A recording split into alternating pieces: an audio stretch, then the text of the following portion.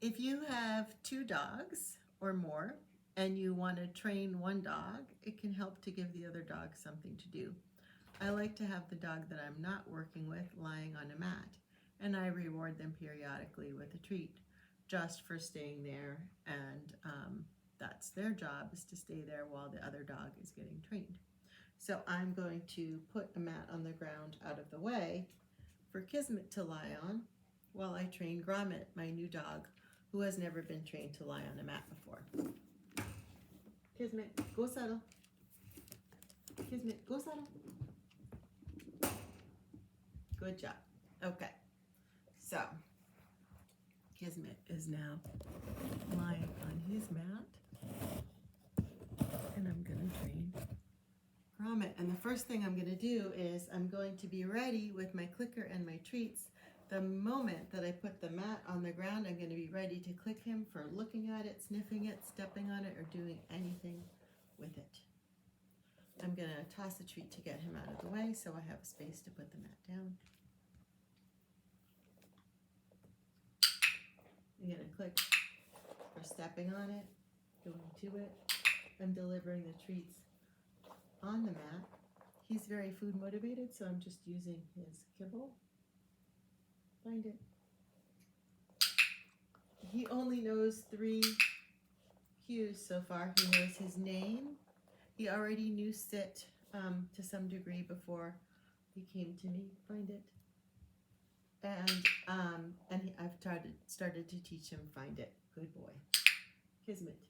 He also knows Kismet's name, so I've started that with them, where I teach them each that whoever's name I'm giving is the one who's getting the treat.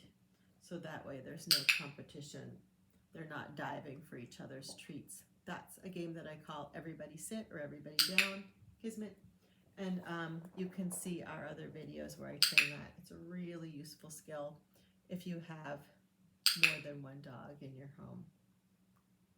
I always play that game a lot when I have a board and train dog, Kismet, or when I'm bringing a new dog into the home.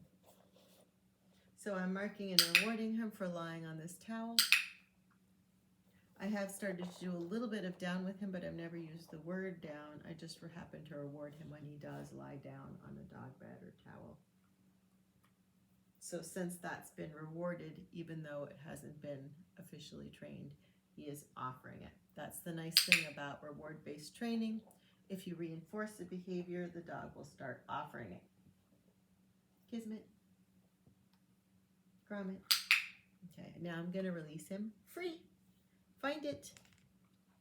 When he goes back to the towel, I'm going to click him for stepping on it. He's got one paw on it here. I'm going to put this treat on there, click him for stepping on that. And he's already started to learn from our other training, where I'm just rewarding him every time that he lies down on a dog bed, that lying down on a towel or mat might be rewarded. I'm using Kismet a very high rate of reinforcement, meaning frequent clicks and treats, giving him a lot of information that way. Dogs learn faster if you give them more information. It also reduces their frustration level. Kismet. Gromit. Free. Find it. I'm tossing a treat to get him up. He's going back to the mat. I'm going to see if he lies down. He's offering a sit. I'm going to click that, and then we'll see if he offers a down. Good boy. So this is his first official mat training session, but since he's already been getting treats, he's been with me for a week, and he's gotten treats on several of those days for lying on a dog bed. So he started to generalize that. Kismet. Good boy. Gromit. Free.